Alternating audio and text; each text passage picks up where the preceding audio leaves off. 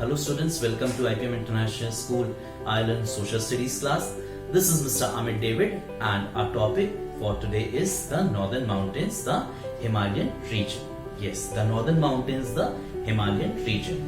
Now the Northern Mountains includes the Himalayas and the Karakoram range. Now let us first quickly see how these Himalayas were formed. The Himalayas were formed as a result of the collision between the Indian plate and Eurasian plate. As a result of this collision, the sedimentary rocks which were settled in the large-scale depression in the Earth's crust called Tethys were folded and formed Himalayas. So children, this is how the Himalayas were formed. Now let us learn about the Himalayas in detail. The Himalayas contains the highest mountain ranges in the world. The Himalayas remain covered with snow throughout the year. Now if we talk about the location of Himalayas, it extends from Kashmir to Arunachal Pradesh. Kashmir is in the north side and to Arunachal Pradesh, which is towards the east side of India. And it is covering over a distance of 2500 kilometers. Its width varies between 150 and 400 kilometers. Now let us move further. Now this Himalaya is further divided into three parts. The first one is the Greater Himalayas, also called the Himdari. The second one is the Middle Himalayas, which is called Himachal.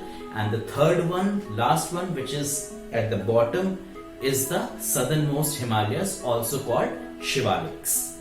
Now let us learn about the Greater Himalayas or the Himdari.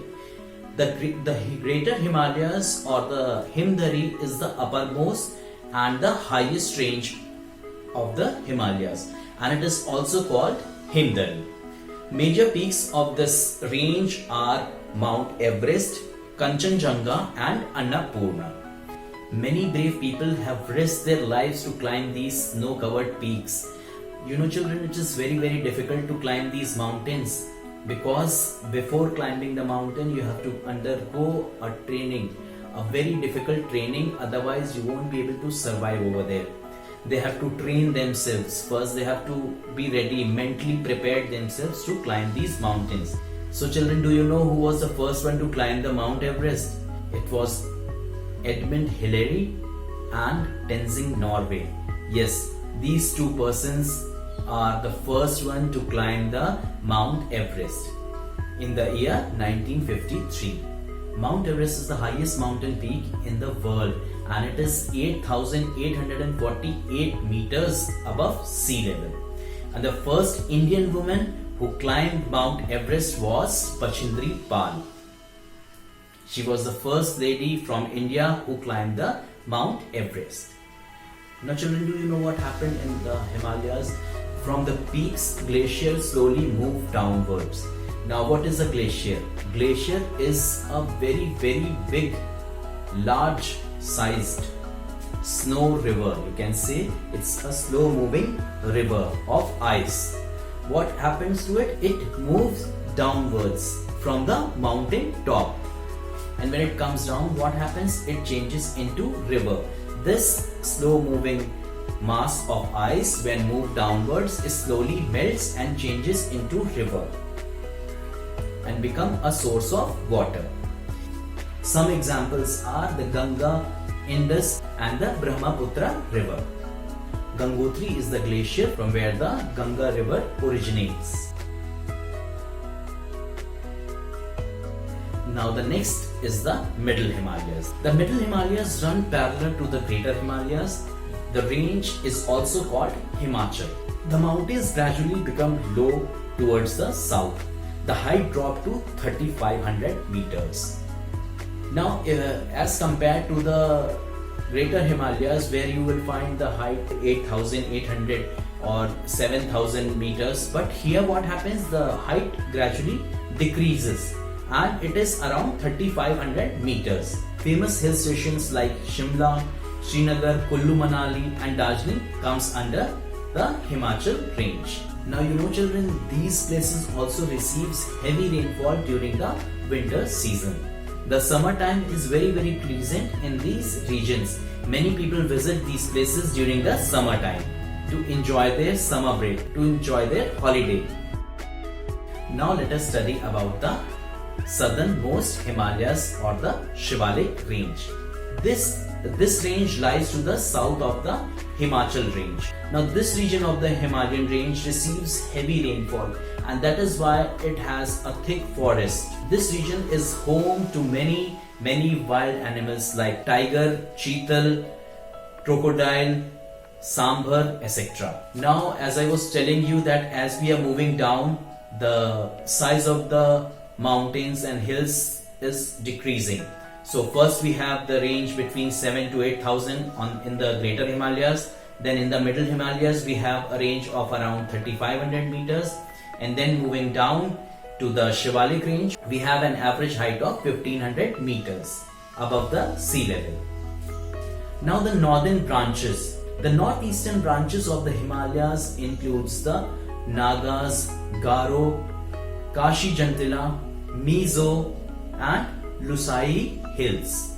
These are the names of the hills which are present in the northeastern branches of the Shivaliks. They are covered with a thick jungle. These hills receive very heavy rainfall. They are called Purvanchal Himalayas. Okay students, so that is the Himalayas. Now we will be moving to Karakoram range. Now the Karakoram range lies to the northwest part of the Himalayas beyond river Indus. These are situated in the northern part of Kashmir. Mount K2 or Mount Godwin Austen lies in the Karakoram range. It is 8,611 meters high. Now let us see how these Himalayas are useful to us, how they are helping us in different ways. The first is the Himalayas guard our national border, the northern border, and so they are very important and playing a great role in the defense of Indian Army. There are narrow gaps, also called passes, in the mountains. Our army guards these passes. The second, the Himalayas check the rain-bearing monsoon winds and cause heavy rainfall in many parts of our country. Now what happens, see, when the wind is blowing towards the north, so these mountains stop the winds from going beyond it. The Himalayas act as a barrier for the rain-bearing winds. It stops the wind and then it lets the rainfall occurs over there. This is how it lets the rainfall occurs in that region and we receives water from it. Next is the dense forest. There are many dense forests. As I have told you that in the Shivalik range we have dense forests which are a home for many types of animals, wild animals and trees. Very useful trees grows over here like the deodar tree, the fir tree, the oak tree. All these types of trees are found in this region. Forest provides us wood and other useful products. Different types of animals are found over here in the Himalayan forest. Yak, snow leopard, elephant, cheetah, tiger, rhinoceros, etc. You know children, the people who are living over here, they have different culture, their language is different, their eating habits are different and dressing style is different from us. Let us quickly see the people living in the Himalayan region and at different places. So let us start with Jammu and Kashmir. Last year children, in 2019, I have been to Kashmir and I'm telling you it's very beautiful. It's a very beautiful place. The valley of Kashmir is surrounded by snow-capped mountains. It is an extremely beautiful state. Tourists from all over the world visit the valley to enjoy its beauty. The houseboats in Dal Lake and floating houses for tourists, providing the comfort of a home. We find a large number of houseboats and shikaras moving around in the Dal Lake. There is a lake in Srinagar which is called the Dal Lake. And here you will find shikaras, houseboats, very big houseboats are there. People are also living inside the boats. Shikaras sell flour and vegetables. Now shikaras, these small shikaras, people usually sit and sell flowers and fruits. The fruits, the mountain fruits, the local fruits, the people are selling in these shikaras. Farming, weaving and wood carving are the main occupation of people in the state. Rice, wheat, maize, rajma, potato and vegetables are widely grown. Kashmir is famous for its apples. Kashmir is also very famous for saffron. Saffron is added to the food to give flavor. Fruit orchards which grow plums, cherries, walnuts and apples are found in this region. Some people are engaged in animal rearing or grazing. The wool of sheep is used for making beautiful shawls and carpets. Pashmina shawl of Kashmir are very famous all over the world. You know children, the people living in Kashmir, they make delicate handicraft of wood and metal. Now let us see about the dresses, their dressing style. Kashmir is a very cold place. So men and women wear loose warm gowns called firans and keep kangri. Kangri is a can basket having earthen pot filled with burning coal. To keep themselves warm, they drink kava. Now what is kava? You know children, kava is a drink like here in the northern India we drink tea. So in the same manner in Kashmir people drink kava. Kava is a drink made of saffron and water and it's very light. It has a light orangish color and it's very light to drink. They like to eat rice, rajma, fish and meat. Rauf is their folk dance. Now in Kashmir they have their folk dance. It is called Rauf. R-O-U-F, Rauf. The people living over there, they basically speak in Kashmiri, Urdu, Ladakhi language and Dogri. Their main festival is Shivratri and Eid. And children, there are many places where you can visit in the summers. One of them is Gulmarg and Pahalgam.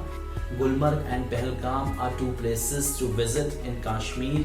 They are very beautiful and many Bollywood movies are filmed in this region. There are some very important religious places also in Kashmir, like the Amarnath Cave and Vaishno Devi Shrine are popular pilgrimage centers in Kashmir. So children, that's all for Kashmir. Now we will see Himachal Pradesh. Himachal Pradesh is also a very beautiful state in the northern region of India. The capital of Himachal Pradesh is Shimla.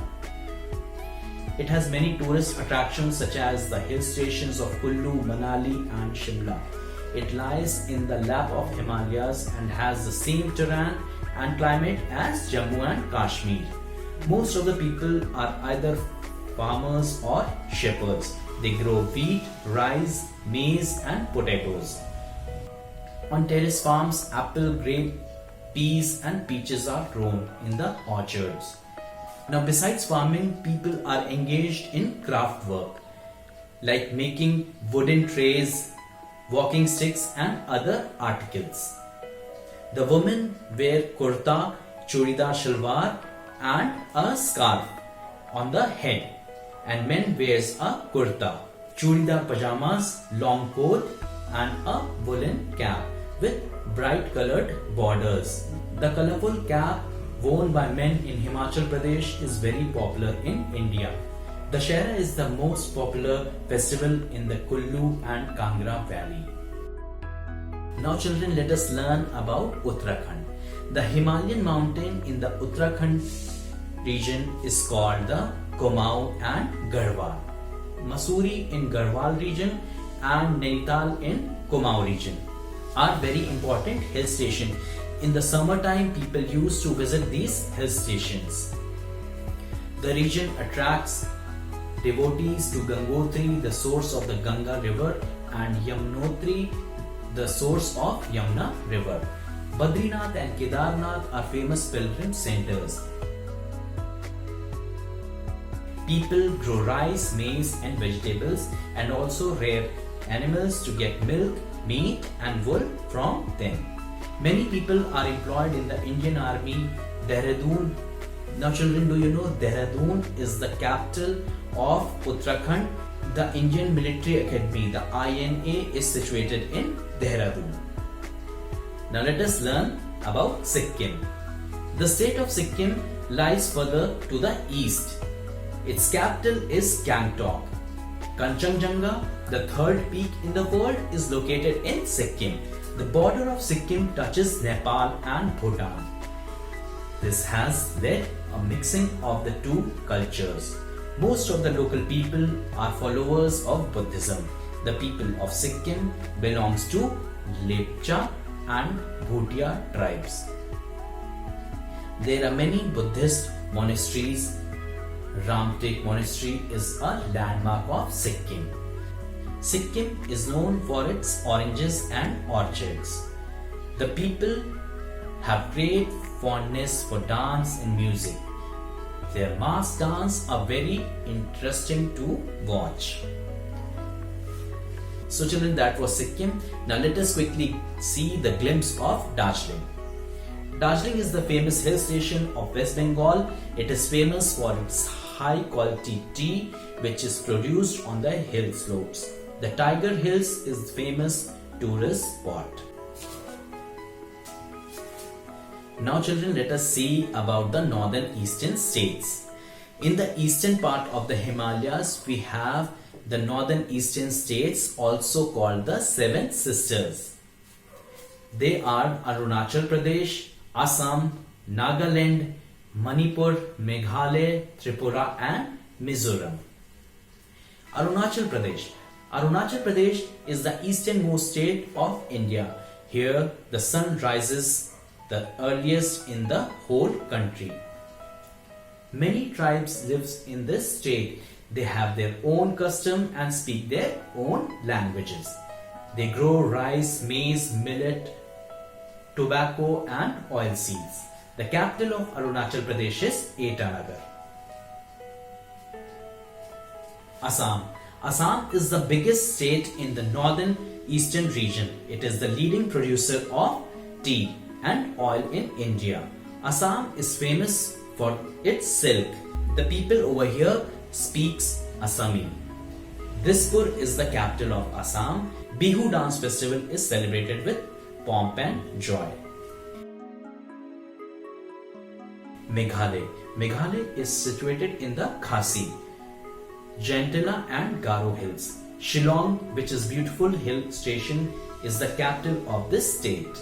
The state has rich deposits of coal. The Khasi and Garo are the main tribes living in the state. Nagaland. Nagaland is situated in the eastern side of Assam. Kohima is the capital city. Nagas, who are the dominant tribe, speaks the Naga language. They wear colorful clothes. Mizoram. Mizoram lies in the eastern corner of India. The main population consists of tribals who follow Christianity. English and Mizo are the main language spoken.